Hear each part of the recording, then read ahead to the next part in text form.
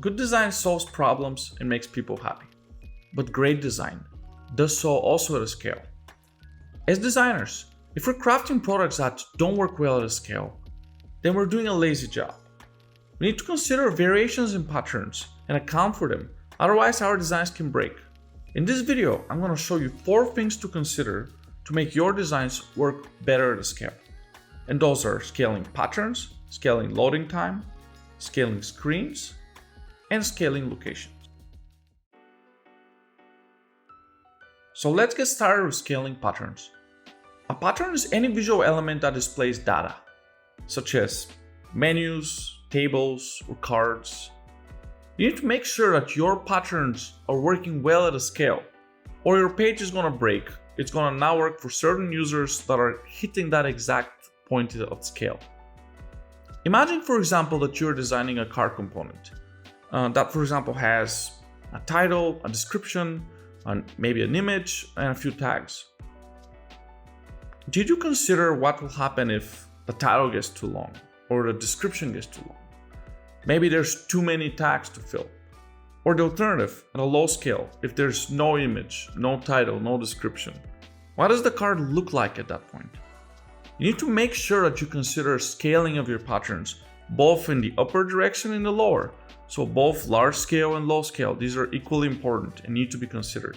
Now, there are many ways to do that. What I like to do is I start with a typical use case. I design my standard card with a normal title, a description that fits, perhaps a few tags with an existing image. And then I go into the extremes. I try to think of, okay, what if each of these parameters is like too long or too large, or there's too many of this thing, in this case tags. And I consider this sort of extreme scale case. Now after I do that, I also scale back things to the smallest possible parameter. Like I'm thinking of no title. What's the smallest possible description? It's no description, no tags, and no image. I think about the bare bone card. And once I've considered the typical use case and these two extremes, I've actually covered a great number of scale problems. You might still have to consider some middle sort of intermediary states, but that's okay. Generally, once you consider the big extremes, you're covered for the most part. And the same goes for pages. Individual patterns are very important and they need to work great, but also you have to look at your page as a whole. You need to think, okay, does this page scale well? Does it scale down? What if there's no items, no search results, nothing in the table? Think of those empty states and then think of those super populated extreme cases with too many entries and scale things up. Once you consider these extremes, your designs will be a lot better. It will be much more robust to handling scaling problems. Next up, scaling loading time. Now imagine you designed a web app that works really well for up to, let's say, 10,000 daily active users. Design is done, it's shipped, people are using it, everyone's happy. But all of a sudden, maybe due to the success of the app, the user base grows to 100,000. Now at this scale, the app starts behaving a bit differently. It starts getting laggy, it starts loading slowly. At this point, at this scale, you're experiencing scaling related loading time issues. There's something you can do to fix that as a designer. Now, of course, this is also an engineering problem. You can't just work on these things, through these things in isolation. You need to coordinate with your development team, but you'll be surprised at how many things you can do as a designer to actually work and fix scaling problems. So before running and complaining to your dev team, take a second and think about your design. Are you trying to load too many images? It's a lot of media in general that you're loading. Things like images and video actually take a lot of time to load, and they're a very typical bottleneck when it comes to performance. So think about this. Are you loading everything that you need? Or are you loading too much? Perhaps your design doesn't actually need to show all the images at once. Maybe you can just show one, maybe you can show few. So definitely only show what you need. Less is better in that sense when it comes to performance, because the more you're loading, naturally, the longer it takes. Another common problem is when you're trying to do complicated queries to a large data model or data set.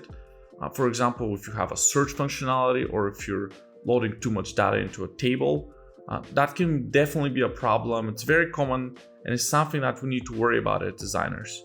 Some ways to worry about that, or some ways to fix that, is through introducing things like pagination, where you're not really loading the entire table, you're just loading one page of the table or of the content. Perhaps you're just showing a feed, maybe a news feed, maybe a feed of comments or posts or blogs.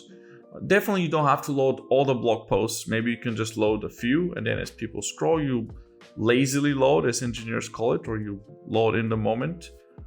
You can also do things like limiting your search functionality to just a single field, or you don't do autocomplete until you type in several characters. Definitely think about performance. Again, it's something you'll be doing with your engineering team. It's not something you do as a designer, because how the app is built actually really affects performance, where one best practice might help one app, but another best practice is needed for another app. There isn't really just a silver bullet because it's so tied to the engineering. But as a designer, you want to be cognizant about what you're doing. You don't want to be loading extra stuff. And in general, less is more when it comes to performance and loading time. The third thing that we need to consider is screen sizes. Now, in the early days of the web, we didn't really used to care about this much because we pretty much designed for one standard screen size, and no one really cared much about too large screens or too small screens. There was no mobile at all as a consideration. Things were much simpler, and that just wasn't really like a hot topic. But nowadays, with so many different devices and screen sizes, there's mobile, there's TV, there's augmented and virtual reality. There's just a proliferation of screens that we need to worry about as designers. And it's become a much bigger problem to make sure your design works well at a scale from tiny devices to pretty big and even now spatial experiences. So definitely that's another growing topic that you need to worry about in order to make sure your design works great at scale. You can tackle this by doing proper planning. Start by listing out all the devices that you're going to be supporting.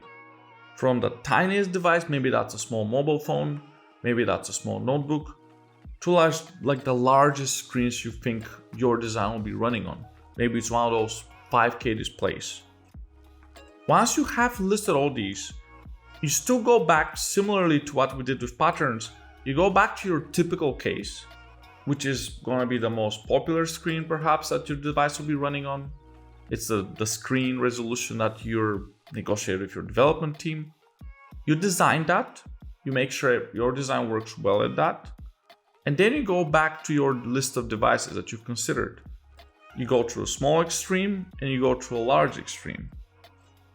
Now, depending on the complexity of what you're doing, you might have to also consider some intermediary states, but that totally depends on what you're doing and how it's getting built. So I would work with my team to understand like what is actually needed. But for the most part, again, once you consider those two extremes and your typical case in the middle somewhere, you've pretty much covered the scaling problems that you're going to be meeting. The final consideration that I want to talk about is scaling across locations. As your product becomes international and starts crossing borders and starts getting used globally, you need to worry about how well it scales across different locations. Now, there are two accepted concepts that deal with this: internationalization and localization. These are related concepts, but they are quite different in their nature and what they cover. Internationalization has to do with scaling across currencies, languages, and regulations, such as Europe's GDPR, for example. And this is, in a way, sort of the first line of defense.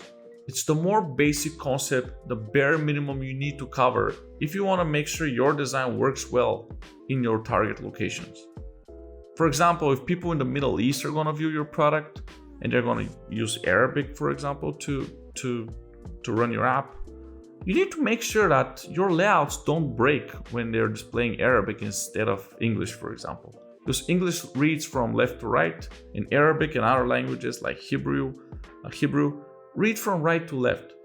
So you need to make sure that, okay, the layout's there, it doesn't break. Now, how much you invest in this of how perfect you're gonna make it in every language, across every currency being displayed, or handling all these little nuances. It's up to you. It's a game of value versus resources you're spending, but definitely think about this early. It's something you need to worry about pretty early in the design process, because if you ship your product and then you start worrying about this, it could be a problem, because you might have to redesign and then ultimately rebuild layouts to accommodate the internationalization. Localization takes things further by going beyond the basics and making your product more culturally aware, more contextual, in a sense more immersive. It has to do with the tone of voice you're using, the phrasing, the colors, making sure everything is culturally appropriate, ensuring that your product just fits in those locales that you're targeting. Now, this is a much more advanced concept. It's a lot harder to achieve localization. It's not only about okay, this currency works here or this language is supported there. It is about making your product feel truly native to that place.